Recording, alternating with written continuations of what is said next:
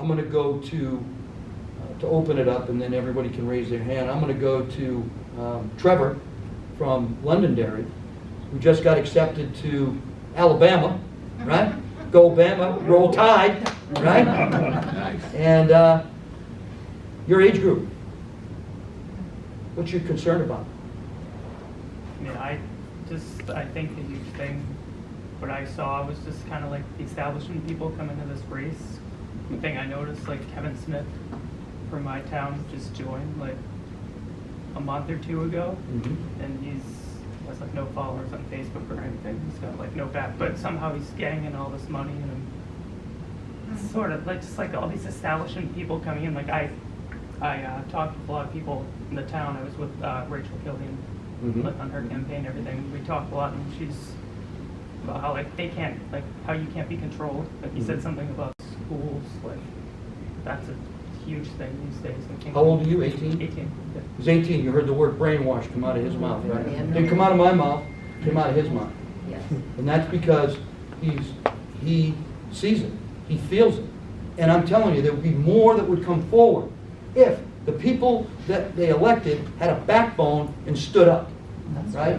But everybody runs from it, right? We run from these things. We shouldn't run from them. And you know, my kids are 32 to 23, right? And you know, the oldest millennials are turning 40 this year, right? I mean, I didn't really even think about that until I started going to the colleges and talking to colleges. Where's the millennial range, right? And where's the Gen Z range, you know, and so on and so forth. And what's the difference between the two, and how do they think about things? And they are different, but they all have a concern about their future. And they all have a concern about the direction of this country. And I know from teaching leadership courses in New England College as an associate professor, they're thriving for some purpose, some direction, some motivation. They're thriving for it. They want to see it. And so I appreciate your words, because, you know, I commanded people in the Gen Z and the millennials. I commanded them. I was responsible for them, right? And I'm not like the senior people right now in Department of Defense who think you guys are weak, who think you guys can't run to and fro, who, you know, it's really unbelievable. This last study that came out, I don't know if you saw my Facebook post on it, but I completely disagreed with the Department of Defense about our Gen Z folks. I commanded them. I know what they can do if they get the right leadership and the right focus and the right direction. You know what I mean? Yeah. So I appreciate your comments, because it's going to take folks like you to stand up against, to have the moral courage to do that, right? And what's moral courage? It's having the courage to stand up when everybody is watching, right? It's not easy to take on the establishment. It's not easy to come out and say, I don't agree with the governor. And I don't agree with him for the following reasons. Because everybody else is going to try and shoot you down. The media is going to try and shoot you down, and everybody that voted for him is going to try and shoot you down. But if you stay your course, sooner or later, people come to the realization that he's right. And how are you going to go down to Washington, D.C. and take on the establishment down there, the swamp down there, if you're not willing to do it in your own state? Right? That's absolutely right. You know what I mean? You got to be able to stand up, and that's what you're talking about. You're talking about having the moral courage to stand up and say, no, that's wrong. Teaching children about sex and gender is wrong. My 4-year-old granddaughter comes, we're sitting on the couch, we're watching Little Mermaid for the 3,500 right? I can play every part in it. I can sing every song, right? Bubba, sing with me. I'm singing the song. I'm singing. And so it's, you know, I mean, we love it. But I asked her, because we know the movie so well, we can, ask each other questions during it without missing a beat. Or she'll tell me, Bubba, pause it. She's full, pause it. Then we have a conversation. And I said, what's going on in school? How you doing? You like your school? And she goes, yeah, I like my school. So what'd you learn about? And she said, well, we got a unicorn book, and I learned that you could be, unicorn? What the hell's that? And so she says, a girl can be a boy and a boy can be a girl. What? She's 4. And that's in New Hampshire. Yes. New Hampshire? Yeah. That's And they say they're not doing it. Yeah. They are. So that's what the unicorn book is? She's not going to lie, right? Right. And I'm not going to tell you a made-up story because I'm sitting right there and I'm like, really? Well, let's peel this onion back a little bit. Am I a boy or a girl? Well, you're a boy. He goes, what's Mimi? Oh, she's a girl. And I said, what is little Jay, your brother? A boy. And I go, what are you? I'm a girl. So can I be a girl? And I looked at her. She goes, no. I go, right answer. Yes, that's right. I can't. Okay, where'd you get your teacher? Right? I can't. Can your brother be a girl? No. Can you be a boy? No. I go, what's your name? She goes, Hannah Banana. I go, yes, your name is Hannah Banana. And so we have this conversation, and the last words out of her mouth was, will you tell my teacher? Oh. And I said, I'm not going to tell your teacher, but I'm going to have a conversation with your father, and he's going to tell your teacher. Right. And she goes, okay, I knew you'd fix it, Bubba. Because Bubba's the fixer, right? That's what I've told him to do. I say, what are you? And she says, I'm beautiful, smart, important. I go, yes. And if anybody tells you anything different, what are you going to do? I'm going to come tell Bubba and he'll fix it. Right. That's absolutely right. Right answer. Right answer. And that's true. And that's what they need, right? And that's what parents are supposed to do. That's what grandparents are supposed to do. And not teachers. This wraparound education of being a counselor and a shrink and everything else and a parent. Yeah. Anything else for that kid? No way, no how. You teach math, you teach science, you teach English, you teach phys ed if you can. Have you seen some of the phys ed teachers out there? Holy crap! The theory of physics. Yeah, the theory of phys ed, right? So I'm like, all right, you got your specific lane. You do that, and our kids will do very well. You leave the parenting to us, right? And the grandparenting to us, and or the guardianship, whatever the relationship has to be or is. But you got me on a roll because what you're doing is not only affecting you in high school, but it's affecting our children all the way to preschool, right? And when you have a child that comes up that is confused about this, you are going to create mental health problems off the chart. And you know what the bottom line of that is? Suicide. Yeah. Suicide. And we can't afford that. We just can't afford it. So thank you for that. I appreciate it. I appreciate it. I also appreciate the support. And I'm going to ask you to tell as many of the folks your age to support. All right? Wake them up, please. Yeah. Yes, wake them up. You're going down to Alabama, right? Conservative state, conservative school. I want to know what's going on there. I want to know what you feel like in the classroom. Because my son, Zachary, was so devastated and so mentally distraught because he went to Shippensburg University for 2 years and he couldn't write the way he felt because if he did, he'd get an F. Yeah. They're not teaching you how to do No. it, they're teaching you what to do. Teaching you what to think. They want you to think this, and if you don't think that, forget about it. So he calls up and he goes, I know you want me to go to college and this, that, but I'm really having a tough time. And I said, hey, listen, if you don't want to go to college, don't go to college. So he came up here and he's got a hardscaping business, doing very well. He did an apprenticeship with somebody and then broke off and started his own business. So I'm very proud of him, right? Which gets me to my other thing. You don't need a college degree to be successful, Plenty of right? trade We got schools. plenty of trade schools and all those other things that we need to promote among our young folks, right? You won't have a debt. You can't, you got a square peg, you can't try and jam it into a round hole, which is what they're doing in our schools. So, this education, gotta fix it. Well, yes, sir. Comment and question. Following up with what you're talking about, the whole diversity thing.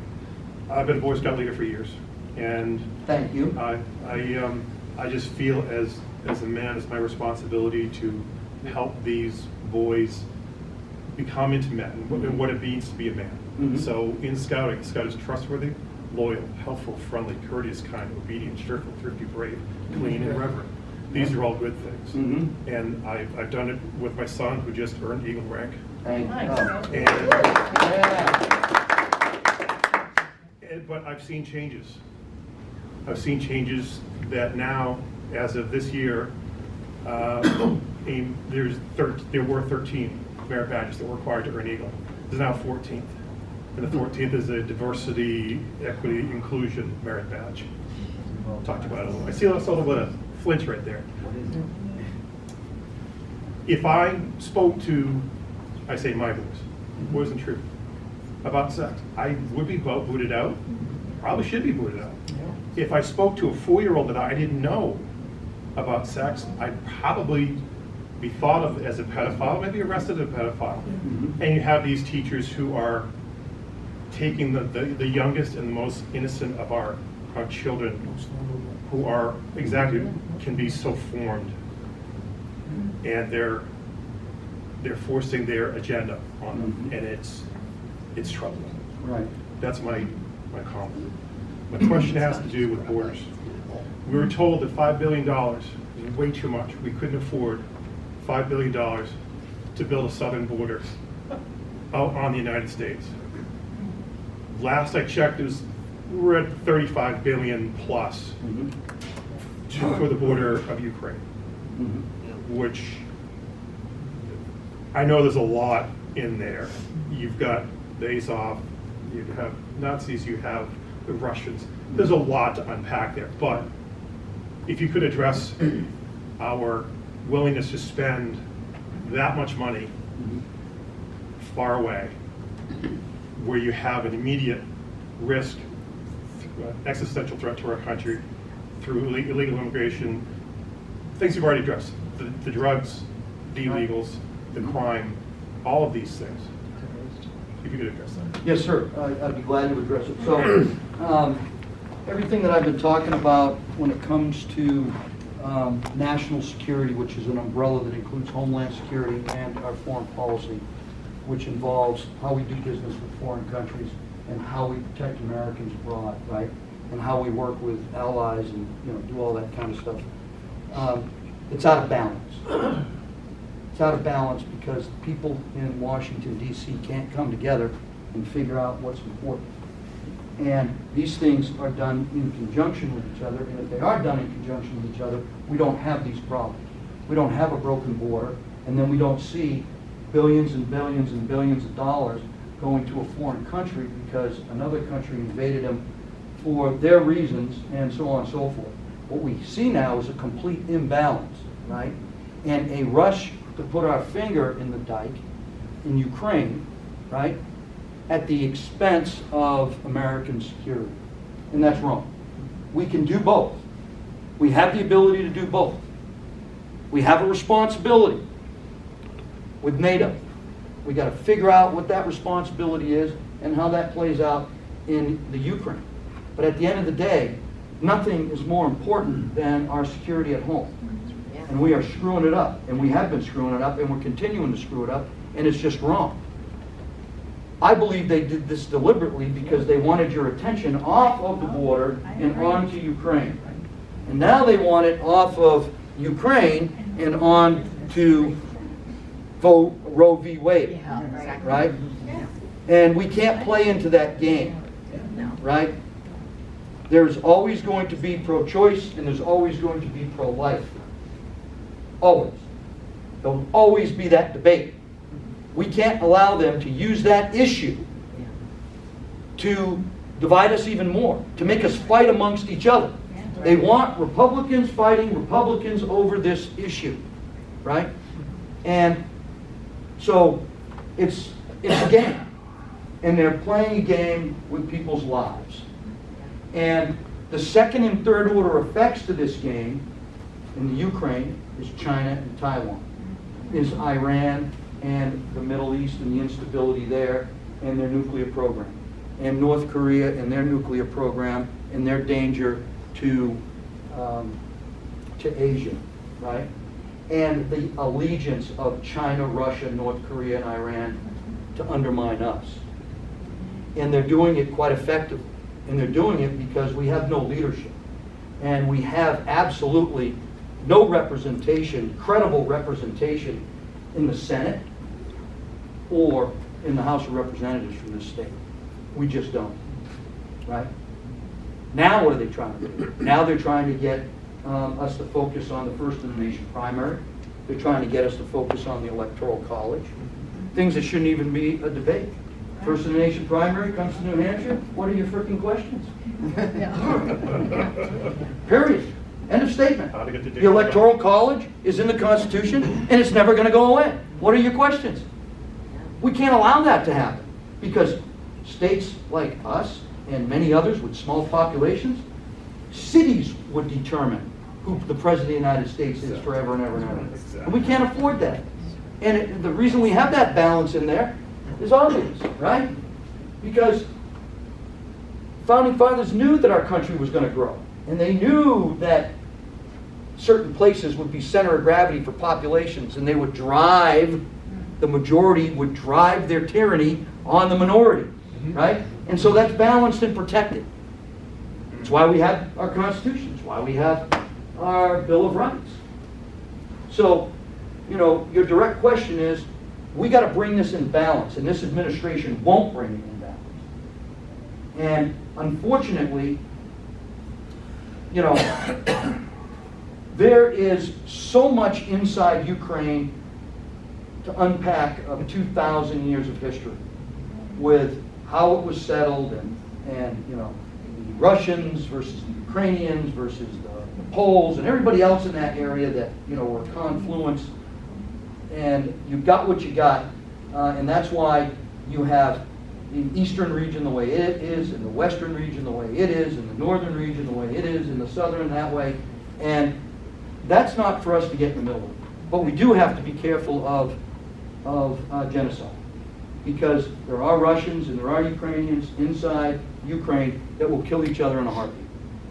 The Bosnia, Kosovo, Serbia scenario, right? What's going on in Armenia and Azerbaijan right now. You know, all these things are historically bounded. We don't understand them. But what I believe can't stand is the Soviet Union getting back together.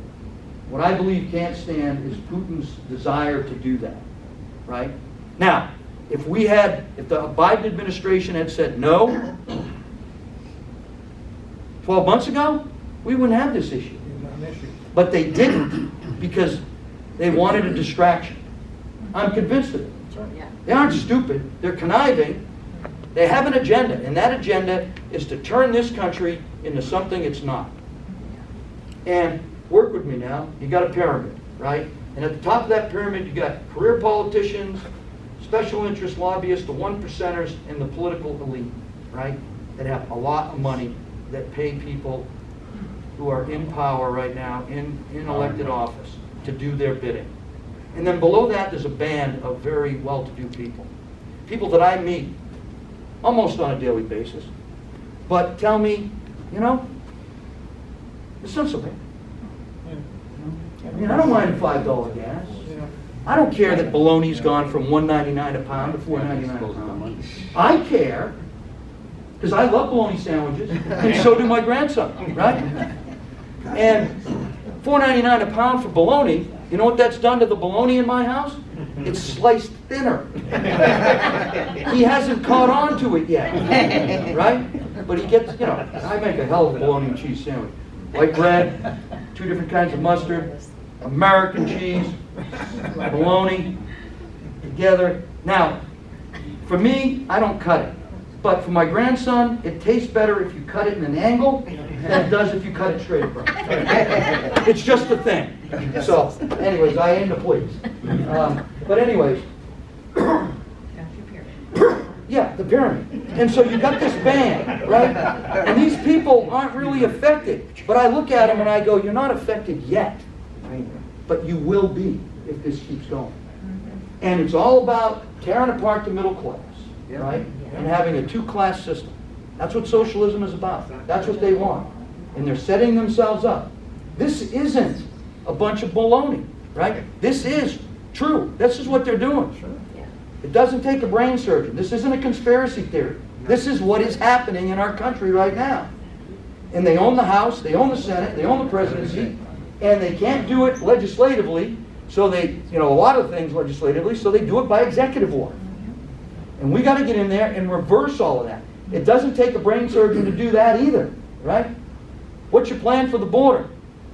Let's close it. Let's build a wall. Let's put some technology there. Let's hire more CBP, right?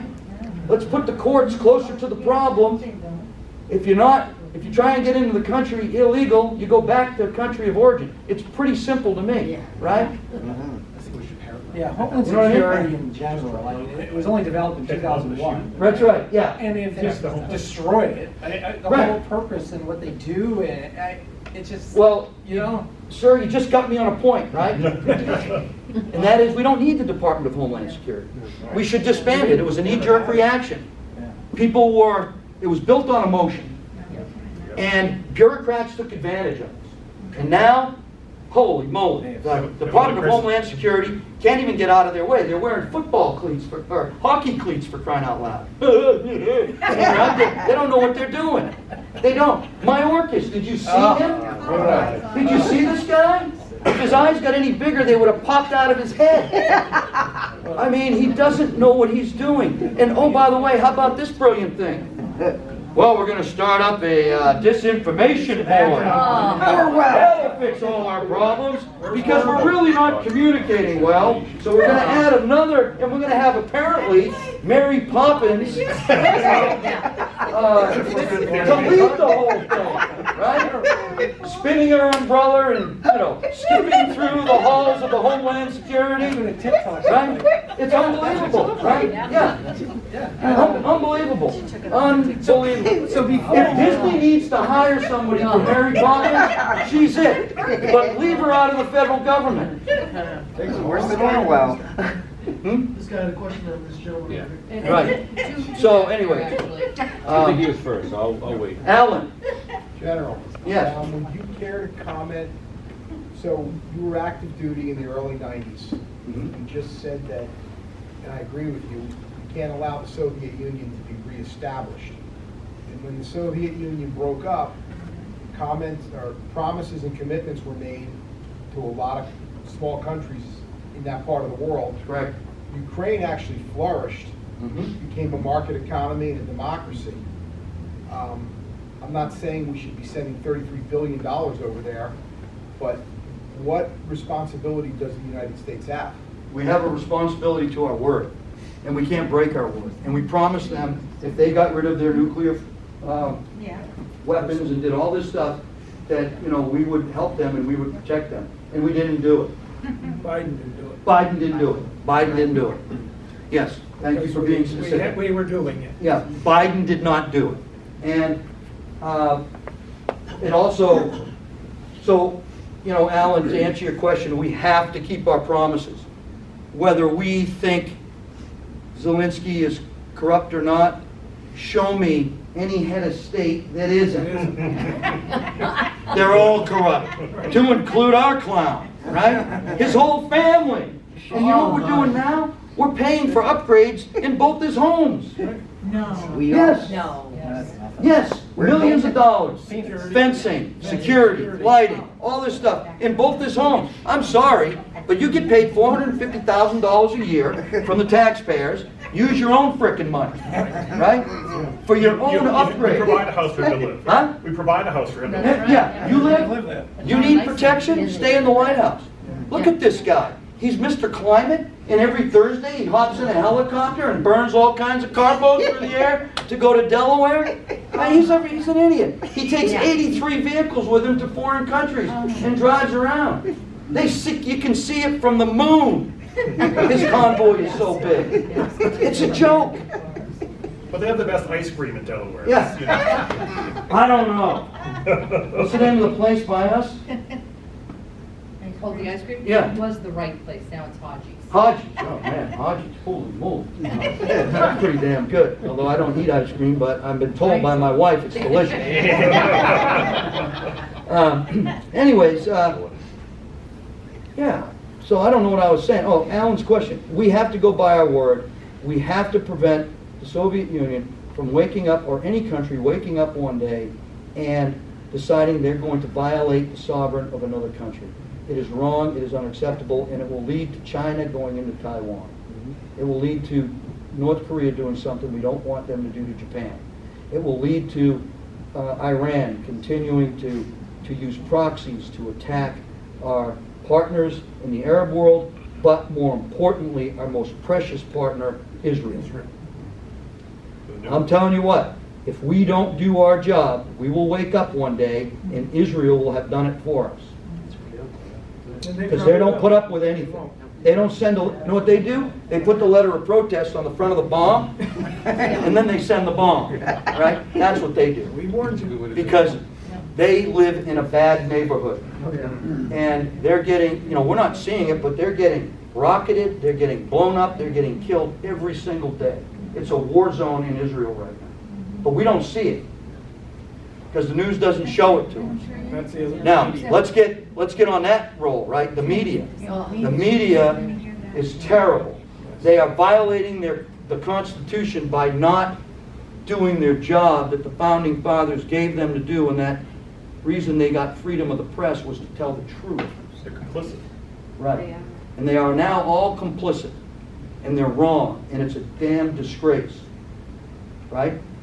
I can't get in the newspaper, I can't get the UL, New Hampshire Journal, Concord, any of them will not cover my campaign. They will not cover my campaign. Jimmy we have to make sure that if some big news thing comes out, that we physically send them our response. Otherwise, they won't call us and ask us like they do with the other candidates. They won't. But they will take advantage of writing anything bad about me they can, right? So let's get there. I have a dog. Yes, I have a dog. Where is it? Right here. Hi, Vic. Yes, I am authorized to have a dog. And if you don't know my story, Don Bolduc has post-traumatic stress. He has traumatic brain injury. I have sleep disorder. I have both my hips replaced from a bomb blast. I have 3 discs in my neck replaced from a helicopter crash in Afghanistan. I've been in numerous firefights. I have done my job for my country, and that comes with consequences physically and mentally, right? And I qualified for this dog when I retired, and so I got Victor. But more importantly, I, on active duty, the only general on active duty to come out, and this is up to this point, come out and say, I have post-traumatic stress and TBI, and we're not treating our service members properly with their mental injuries, physical injuries, and spiritual injuries, because yes, you do have moral injuries when you go to war. You do. And, trauma in general is a problem, but at the end of the day, I'm talking about combat trauma. So I have Victor, and when I talk to veterans all over this country, and they see that I have a dog, a visible sign that to somebody there's something wrong, what's wrong with him? Goddamn dog. Right? Right? Well, that's what they say I am. They say I'm crazy. They say I'm unstable. That's what they wrote. That's what the New Hampshire Journal wrote. A comedian a comedian from LA who was run out of the comedian job because he wasn't a very good one, now is the head of the New Hampshire Journal, right? And he's got the gall to call me crazy, right? Come on, man. Have you done what I've done? Do you even know me? Have you sat down? No, but you listen to others and you carry their narrative. And it's not right. And a couple weeks ago, I was at the New Hampshire Republican Convention, and I spoke. And you were there. What'd you think? I thought you were phenomenal. There You you got go. a standing everything. You were there, right? Oh, yeah, Yes. you're the best. Yep, see that? So, anyways, two New Hampshire GOP folks, of which I only know the name of one, and I won't mention it here, leaned over to each other and said, you know, he's a great guy, he's a great candidate, be a great senator, but no one's going to vote for a guy with a dog.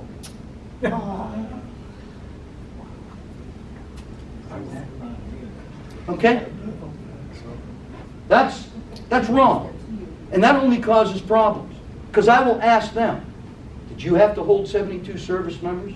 Some of them died in your arms, some of them didn't. Did you go to refugee camps and hold babies with flies all over them and have them die in your arms? Did you provide medical assistance to people in refugee camps?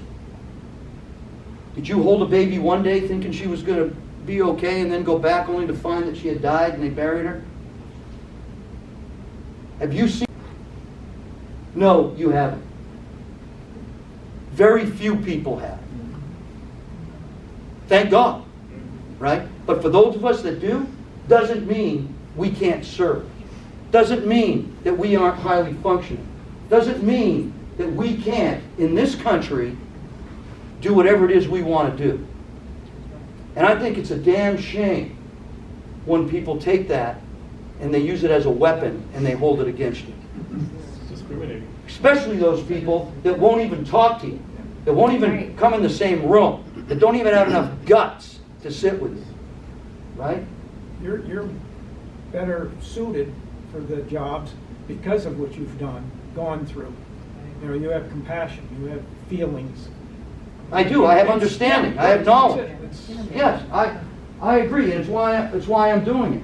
You know? Yeah, they talk about being inclusive, that's not really. No, no. No, I listen to these guys and I want to. Here's the thing that really bothers me, is I am invited by these very same people to a veterans event, and they write an article on me and I'm a hero of the people, right?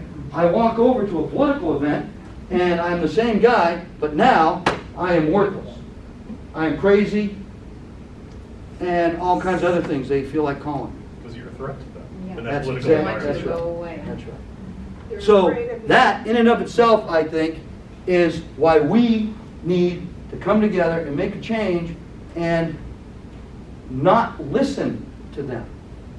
Because they only have one thing in mind, and that is, how the news today am I going to be able to spin this to benefit me so I can get reelected? Not, how is the news for today and what people are going through right now, what can I do to make it better for them? That's not the question. That's not the first question they ask. Right? And I think that's the wrong question. Yes, sir. One of the things that we see today is the absence of an understanding of unintended consequences.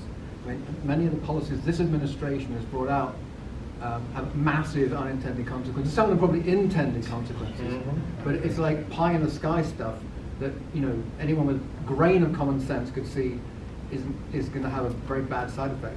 As a military man, as a man of experience in campaigns, you must have had a lot of experience of unintended consequences where decisions were made that had, you know. So to me, the very fact that you know the real world, you've seen some very unpleasant stuff in war, Right. and you know how things go badly wrong. I do. I would think that will give you immense credibility as a candidate, as someone, you know, I don't get sucked into the airy-fairy world of what might be good. I Right. know what works and I know what doesn't work. One of the things that we try to guard against with all our ability is collateral damage. civilian casualties on battlefields.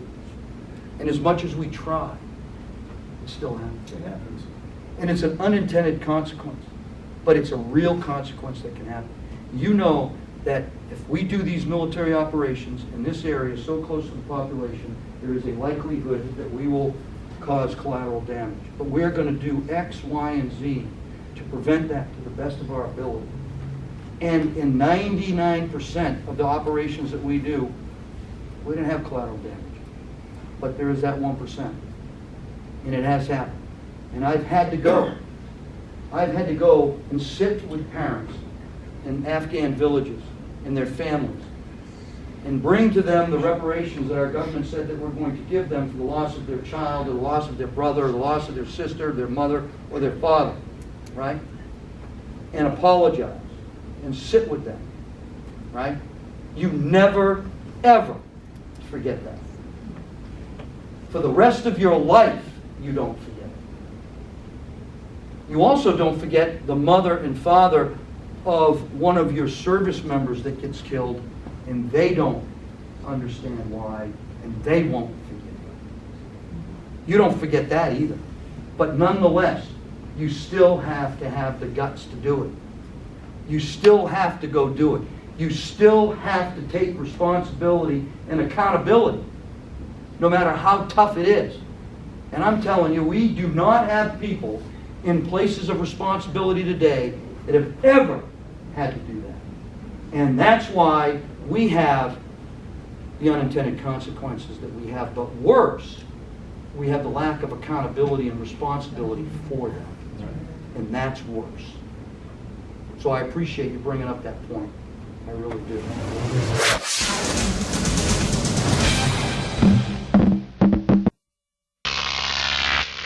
Grok tape.